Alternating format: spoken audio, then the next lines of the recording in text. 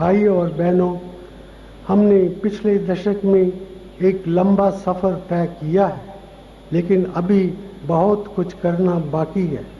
बदलाव का जो सिलसिला हमने शुरू किया है, उसे आने वाले वक्त में जारी रखा जाएगा।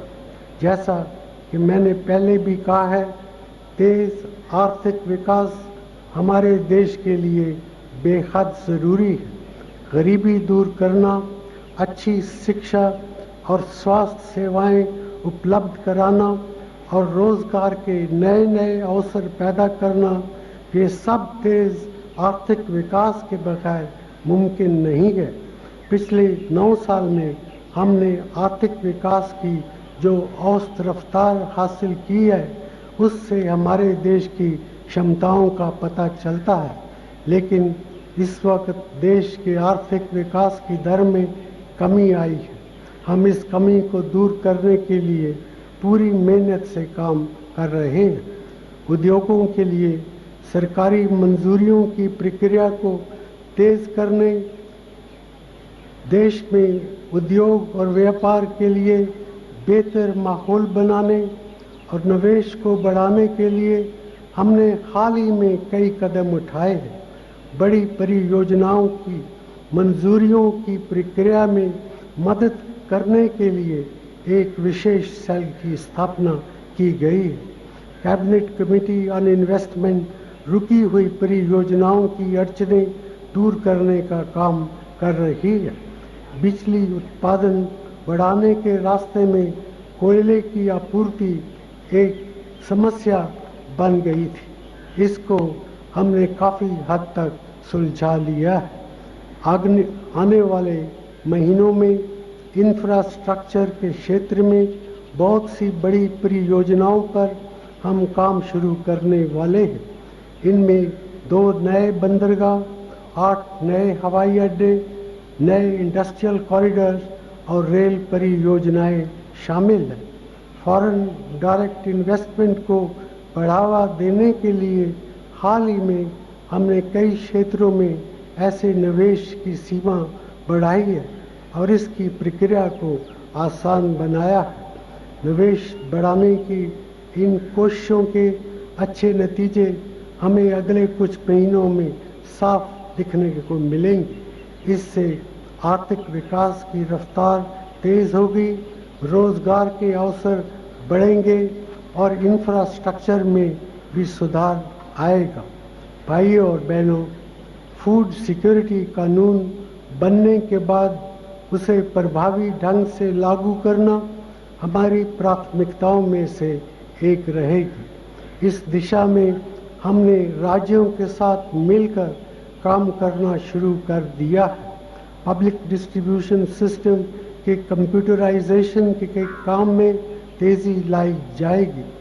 मिड डे मील स्कीम में सुधार लाए जाएंगे। बच्चों को स्कूल में मिल रहा भोजन पौष्टिक होने के साथ साथ साफ सुथरे ढंग से बना हुआ होना चाहिए।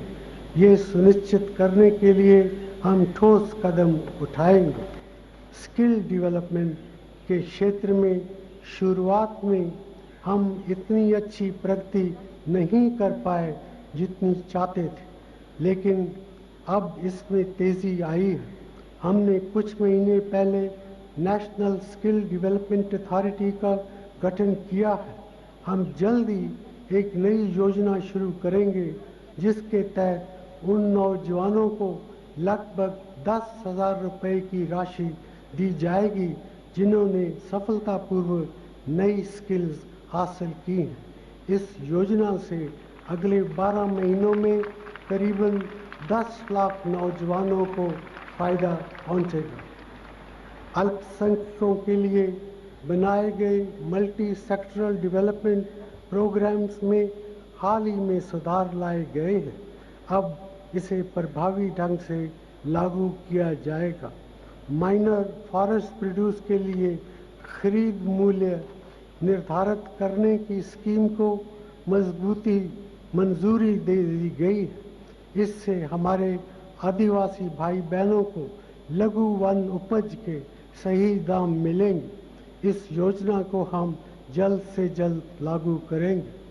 आदिवासी भाई बहनों की सामाजिक और आर्थिक स्थिति और उनके स्वास्थ्य और शिक्षा के स्तर के बारे में सही जानकारी हासिल करने के लिए एक उच्च स्तरीय समिति गठित की गई है।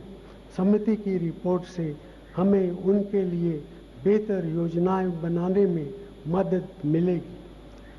हम अपने देश में बहुत सी समस्याओं को बेहतर टेक्नोलॉजी के ज़रिए हासिल कर सकते हैं। इसकी एक मिसाल है आधार योजना। इस योजना के तहत इस साल के आखिर तक 50 करोड़ लोगों को अपनी पहचान साबित करने का ज़रिया मिलेगा और रोज़मर्रा की ज़िंदगी में उनको सहूलत पहुंचेगी। इसके ज़रिए हम करोड़ों लोगों को पहली बार बैंकों की सुविधाओं का लाभ दे पाएंगे। भाइयों और बहनों, एक आधुनिक, प्रगतिशील और सेकुलर देश में तंग और सांप्रदायिक ख्यालों की कोई गुंजाइश नहीं हो सकती है। ऐसी सोच हमारे समाज को बांटती है और हमारे लोकतंत्र को कमज़ोर करती है। हमें इसे रोकना होगा। हमें अपनी संस्कृति की उन परंपराओं को मजबूत करना होगा जो हमें अन्य विचारधाराओं के प्रति सहनशील होना और उनका सम्मान करना सिखलाती हैं। मैं आज सभी राजनीतिक दलों, समाज के सभी वर्गों और आम जनता से इस दिशा में प्रयास करने की अपील करता हूँ।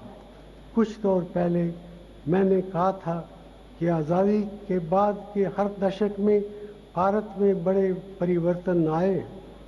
हमें आज ये सोचना है कि आने वाले 10 सालों में हम किस तरह का परिवर्तन चाहते हैं।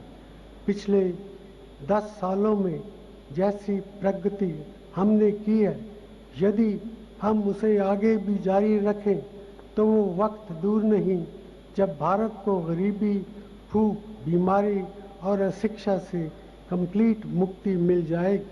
हमारा भारत खुशहाल होगा और इसकी खुशहाली में सभी नागरिक बराबर के शरीक होंगे, चाहे उनका धर्म, जाति, क्षेत्र, भाषा कुछ भी हो।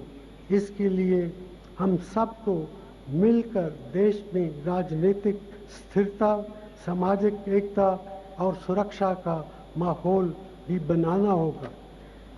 आइए हम सब मिलकर एक ऐसा भारत बनाने के लिए अपने आप को फिर से समर्पित करें। प्यारे बच्चों, अब आप मेरे साथ मिलकर 3 बार बोलिए, जय हिंद, जय हिंद, जय हिंद।